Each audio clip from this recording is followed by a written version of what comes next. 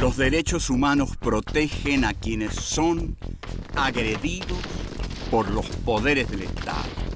En la Edad Media era absurdo plantearlos. No había derechos para los hombres. La figura del Cristo torturado justificó la tortura de Torquemada. Todo régimen autoritario reprime desde un absoluto. Primo Levi dice, existe Auschwitz, no existe Dios. Dios ignoraba la ESMA, las matanzas en Vietnam. En un mundo en el cual el silencio de Dios es agobiante, los seres humanos tenemos la obligación de tomar la palabra.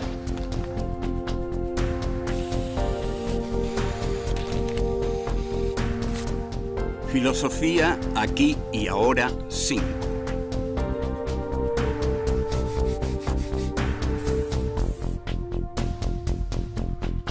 Encuentro 13. Guerrilla, terrorismo y derechos humanos.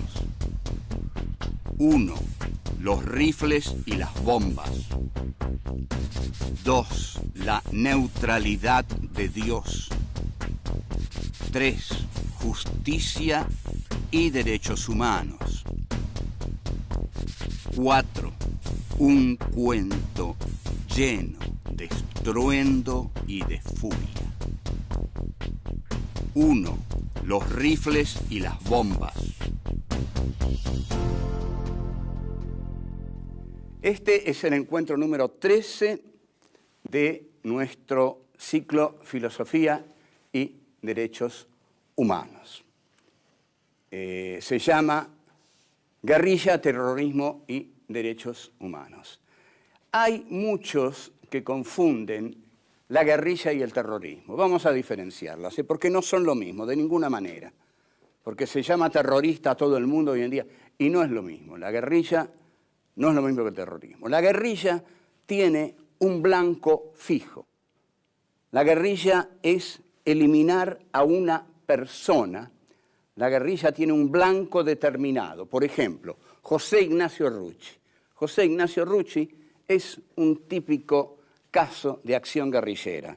Había que bajar a ese sindicalista, que era un elemento fundamental del esquema del Pacto Social de Perón, que lo iba a tener a Helbar en la economía, a Rucci en el sindicalismo y Perón como presidente. Entonces, la guerrilla usa el rifle de alta precisión porque su objetivo es individual, casi siempre es individual. Si no es individual, si es masivo, es terrorismo. El terrorismo acude a la bomba. El terrorismo mata indiscriminadamente. No va a matar a José Ignacio Rucci, va a matar a todos los que pueda, a 100, a 200, a 300, a 400. Hay una masividad. El terrorismo es masivo y la guerrilla es selectiva. Así que no son lo mismo. Esto no quiere decir que uno sea mejor que el otro, no, en absoluto. O sea, ya saben ustedes que para nosotros una vida humana, toda vida humana es sagrada. Así que estamos en contra de la violencia absolutamente. Ahora, en América Latina hubo más desarrollo de la guerrilla porque hubo una enorme influencia de la Revolución Cubana. La Revolución Cubana fue una acción que empieza con la guerrilla, pero Fidel Castro nuclea alrededor de él y de su embestida contra el derrumbado, porque ya estaba en estado de derrumbe y de corrupción, gobierno de Fulgencio Batista, a las masas campesinas y a los sindicalistas de La Habana. Ahora, la teoría del foco, que es la teoría de la vanguardia, el foco son 8 guerrilleros que inician la teoría del foco y tienen la idea de que no bien la población se entera de que hay guerrilleros, en ese lugar se les va a ir plegando. Esta es una teoría que tuvo nefastas consecuencias del señor Régis Debray, un francesito en ese momento que había escrito un libro que se llamaba Revolución en la Revolución. En cuanto al islamismo, el islamismo sí actúa como terrorismo, por eso hablamos del terrorismo islámico. Pero el terrorista islámico es muy distinto del guerrillero o de otros tipos de terroristas. El terrorista islámico se inmola con el acto de terror que realiza. Él muere con lo que realiza, lo cual torna mucho más efectiva su tarea destructiva, porque siempre el que va a poner una bomba trata de salvarse. Si el que va a poner una bomba no le importa salvarse, su acción es mucho más destructiva. Pero como el terrorismo islámico actúa bajo el imperativo de la guerra santa, de la jihad, y como cree en las promesas del Corán y como cree en lo que Mahoma le promete a quienes van a ir al paraíso de Alá, y ahí van a tener todo tipo de retribuciones por los sacrificios que han hecho en este mundo, entonces dar la vida no importa. Dar la vida es algo que les va a asegurar una mayor felicidad en la otra vida. De aquí la efectividad que tuvo el ataque a las Torres Gemelas, porque solo podía ocurrir si el piloto que manejaba el avión no le importaba morir. Es decir, si yo quiero estrellar un avión contra un edificio, no me tiro en paracaídas un minuto antes. No, me muero y reviento con las torres, con el avión, me inmolo, muero, pero tengo asegurado un lugar en un paraíso que Alá me reserva por mi acción. Volvemos.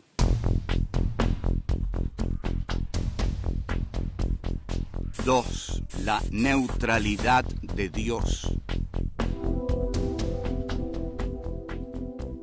Bien, lo que ocurre también, fundamentalmente con el Islam, el terrorismo islámico, es que el terrorismo islámico no tiene una teoría de superación del sistema de producción capitalista.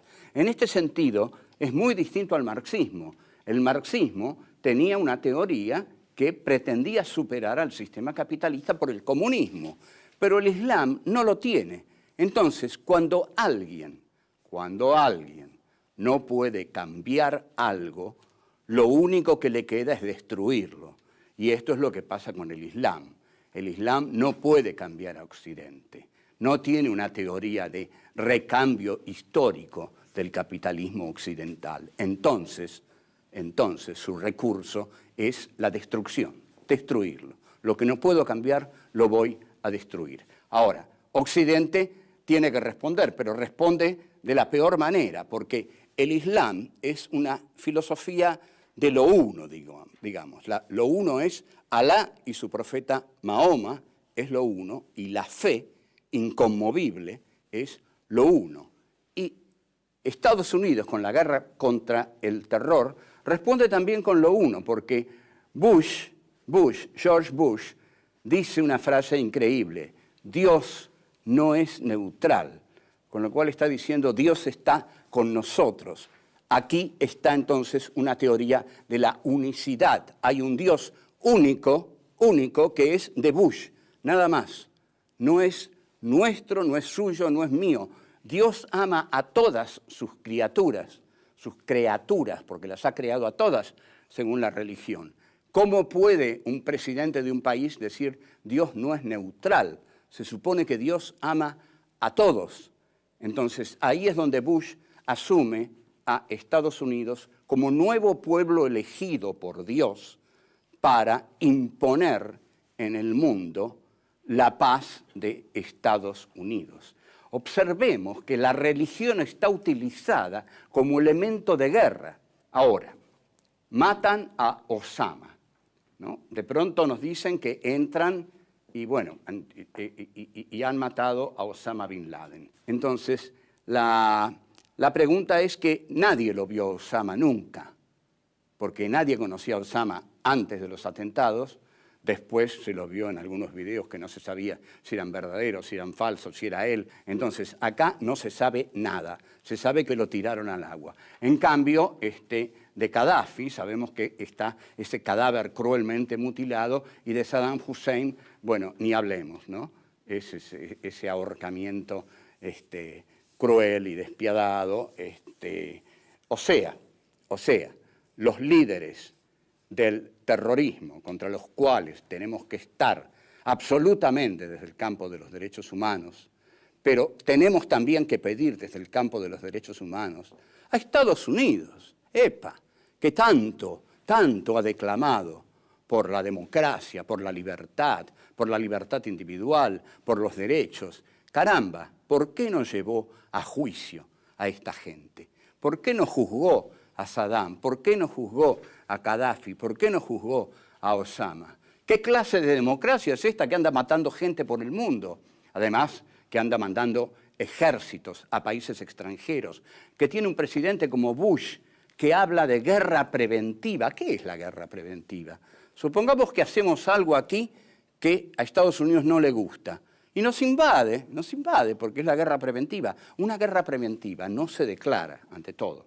Pero la idea de la guerra preventiva de Bush es terrible porque es el capricho total de decir en tal lugar hay un peligro contra nosotros de la guerra contra el terror y vamos a intervenir, e intervienen. Cuidado nosotros con la triple frontera, porque tienen el ojo en la triple frontera y Catherine Bigelow va a filmar en la triple frontera y la va a llenar de terroristas, de narcotraficantes, de gente indeseable, para preparar la oportunidad de que Estados Unidos, si quiere intervenir, intervenga en cualquier momento.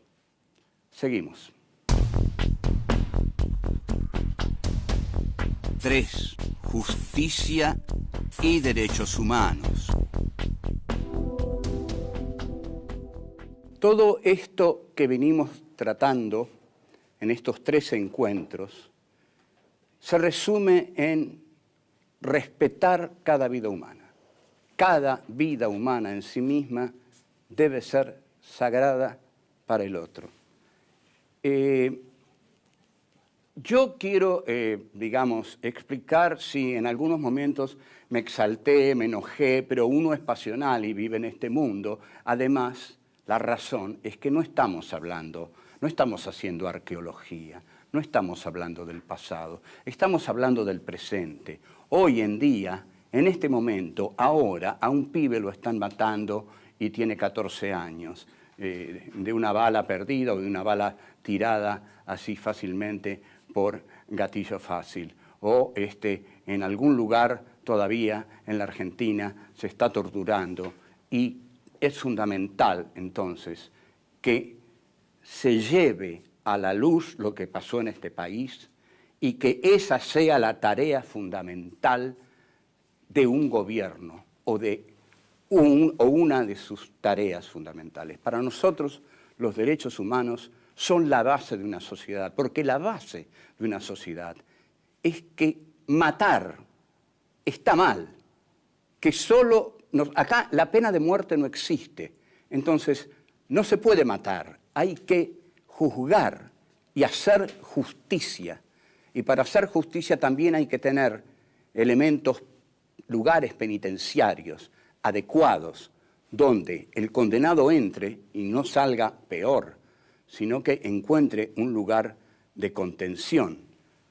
Los juicios que se han hecho a los genocidas han sido bien hechos, porque en el futuro cualquier matarife que se le pase por la cabeza una matanza, quizás lo piense 2 veces, quizás piense que en un país como la Argentina, alguna vez se juzgó a los genocidas. Y entonces algún futuro genocida diga, guarda, no matemos porque la vamos a pasar mal, la vamos a terminar mal, nos van a juzgar, nos van a meter presos, vamos a terminar nuestras vidas como seres indeseables, olvidados por todos, abominados por todos, enjuiciados, considerados asesinos, genocidas. Entonces, estos juicios, que son juicios, ojo, que son juicios, es la justicia la que está actuando. Acá no se está secuestrando a nadie, no está desapareciendo. El general Bussi no desapareció, se murió ahora y habrá desaparecido, pero eso es otra cosa, pero todos están siendo juzgados por la justicia del Estado argentino.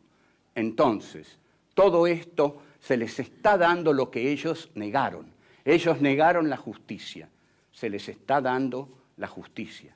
Entonces, lo que la tiranía niega es el respeto por el otro. Entonces lo castiga y lo veja y lo ultraja. Pero lo que la democracia no niega, lo que la democracia constituida y urdida por los derechos humanos no niega, es la importancia fundamental del otro. Vivimos todos en una comunidad. Hay un filósofo que se llama Emmanuel Levinas que dice, es en el rostro del otro y en sus ojos donde se refleja mi rostro. Necesito el rostro del otro para verme. El otro me completa, y claro que el otro me completa. No puedo vivir solo en este mundo.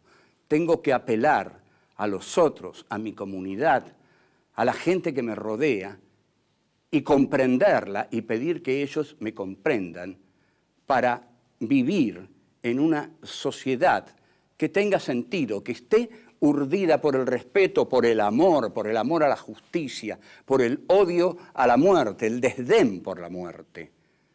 Lo único que se puede desdeñar en este mundo es la muerte violenta, injusta del otro. El otro es sagrado para mí como yo soy sagrado para el otro. Los fundamentalismos no son así, porque el fundamentalismo solo se valora a sí mismo. Entonces solo valora su propia religión y usa su religión como elemento de guerra. Yo mato en nombre de Alá y muero en nombre de Alá. Y el otro dice, yo mato al que muere en nombre de Alá, en nombre del Dios cristiano de Occidente, que está conmigo. Entonces, la intolerancia a que otro piense distinto de mí es el origen de los males y de la violencia. Nadie está equivocado ni es un pecador porque piensa distinto a como pienso yo. Al contrario, quizás si hablo con él, mi pensamiento se va a enriquecer, mi vida se va a enriquecer. Porque el diálogo entre los seres humanos es lo que los enriquece. Pero hay que llegar al diálogo. Para llegar al diálogo hay que vencer la pulsión de muerte. Hay que vencer la pulsión de muerte. La pulsión de muerte, dice Freud, lucha constantemente con el eros, que es la fuerza del amor. El eros es el que debe triunfar y nosotros estamos detrás de esa posibilidad de triunfo. Seguimos.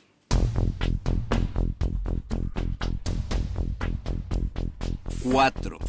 Un cuento lleno de estruendo y de furia.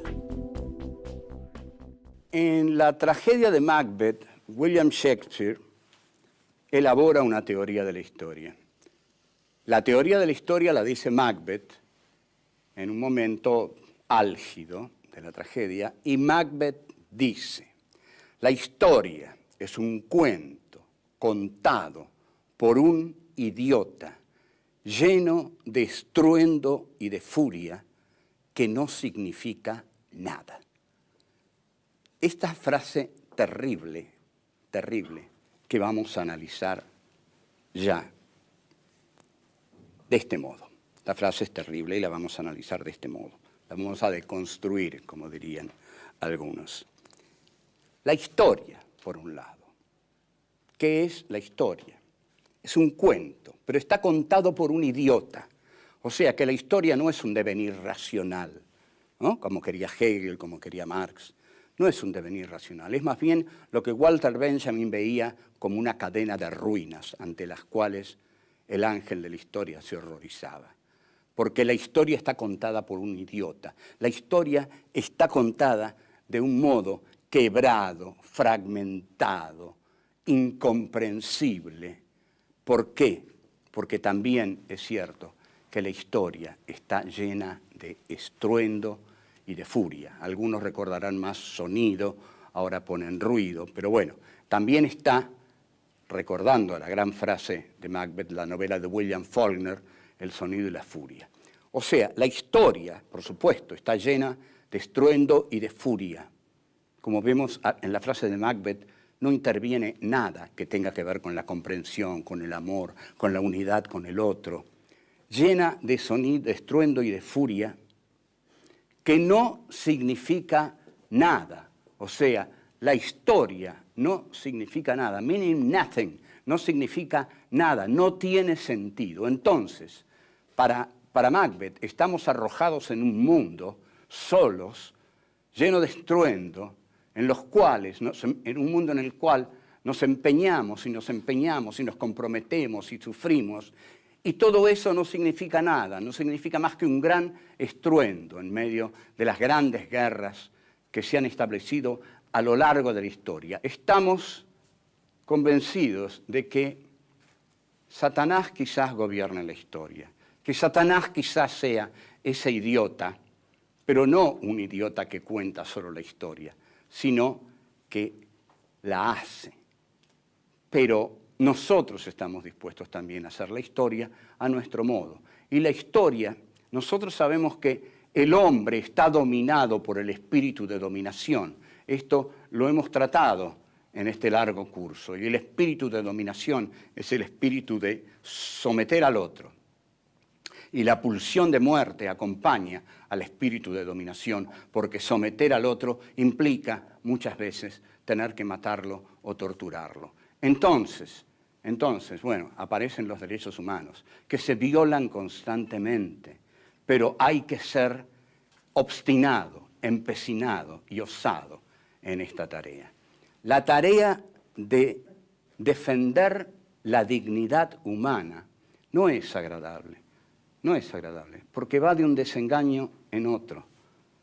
Pero también sí es agradable, porque si las abuelas de Plaza de Mayo han recuperado tantos nietos que les fueron extraídos por los militares, a tantos padres jóvenes, chicos sin identidad, y los han recobrado, esa tarea tiene un peso moral tan enorme que, bueno, nos damos por satisfechos con esa tarea y vamos a emprender otra. Hay que emprender la tarea de impedir la tortura. No se puede torturar. No se puede torturar a un ser humano, porque un ser humano no tolera la tortura. O sea, nuestra lucha, la de ustedes, la de nosotros, es la de luchar por un Estado democrático, inclusivo, que no genere delincuentes de ningún tipo, que respete al otro, que vea en el otro ser humano como uno y que lo respete, y que todo intento de ultrajarlo, de dejarlo, de humillarlo, sea castigado por la justicia, por la verdadera justicia. Porque, en realidad, en un mundo en el cual el silencio de Dios es agobiante, los seres humanos tenemos la obligación de tomar la palabra. Y tomar la palabra es decir, el hombre debe ser lo superior y lo primero para el hombre. Y con esto vamos a evitar muchas cosas. Esta es una lucha que hoy merece ser dada. Si queremos usar una palabra utopía, bueno, usemos la palabra utopía. Nuestra utopía es que todo ser humano respete al otro y el otro lo respete a él. La vida ante todo. Chao.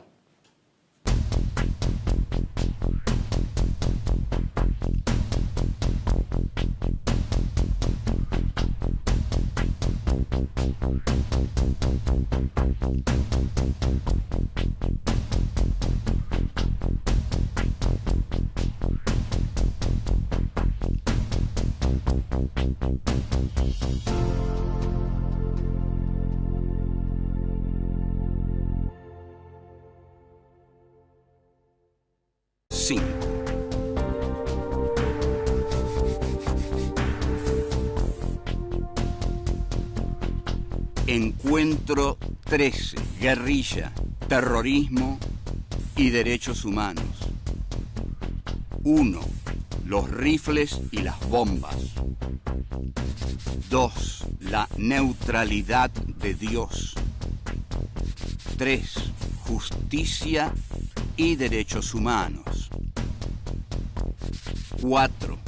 Un cuento lleno de estruendo y de furia. 1. Los rifles y las bombas. Este es el encuentro número 13 de nuestro ciclo Filosofía y Derechos Humanos. Se llama de alta precisión porque su objetivo es individual, casi siempre es individual. Si no es individual, si es masivo, es terrorismo. El terrorismo acude a la bomba.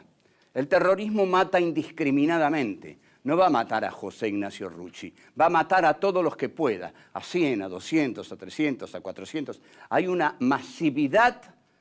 El terrorismo es masivo y la guerrilla es selectiva. Así que no son lo mismo. Esto no quiere decir que uno sea mejor que el otro, no, en absoluto. Ya saben ustedes que para nosotros una vida humana, toda vida humana es sagrada. Así que estamos en contra de la violencia absolutamente. Ahora, en América Latina hubo más desarrollo de la guerrilla porque hubo una enorme influencia de la Revolución Cubana. La Revolución Cubana fue una acción que empieza, llama guerrilla, terrorismo y derechos humanos. Hay muchos que confunden la guerrilla y el terrorismo. Vamos a diferenciarlas, porque no son lo mismo, de ninguna manera. Porque se llama terrorista a todo el mundo hoy en día, y no es lo mismo. La guerrilla no es lo mismo que el terrorismo. La guerrilla tiene un blanco fijo. La guerrilla es eliminar a una persona. La guerrilla tiene un blanco determinado. Por ejemplo, José Ignacio Rucci. José Ignacio Rucci es un típico caso de acción guerrillera. Había que bajar a ese sindicalista, que era un elemento fundamental del esquema del Pacto Social de Perón, que lo iba a tener a Helbar en la economía, a Rucci en el sindicalismo y Perón como presidente. Entonces, la guerrilla usa el rifle con la guerrilla, pero Fidel Castro nuclea alrededor de él y de su embestida contra el derrumbado, porque ya estaba en estado de derrumbe y de corrupción, gobierno de Fulgencio Batista, a las masas campesinas y a los sindicalistas de La Habana. Ahora, la teoría del foco, que es la teoría de la vanguardia, el foco son 8 guerrilleros que inician la teoría del foco y tienen la idea de que no bien la población se entera de que hay guerrilleros, en ese lugar se les va a ir plegando. Esta es una teoría que tuvo nefastas consecuencias del señor Régis Debray, un francesito en ese momento que había escrito un libro que se llamaba Revolución en la Revolución. En cuanto al islamismo, los derechos humanos protegen a quienes son agredidos por los poderes del Estado. En la Edad Media era absurdo plantearlos. No había derechos para los hombres. La figura del Cristo torturado justificó la tortura de Torquemada. Todo régimen autoritario reprime desde un absoluto. Primo Levi dice, existe Auschwitz, no existe Dios. Dios ignoraba la ESMA, las matanzas en Vietnam. En un mundo en el cual el silencio de Dios es agobiante, los seres humanos tenemos la obligación de tomar la palabra.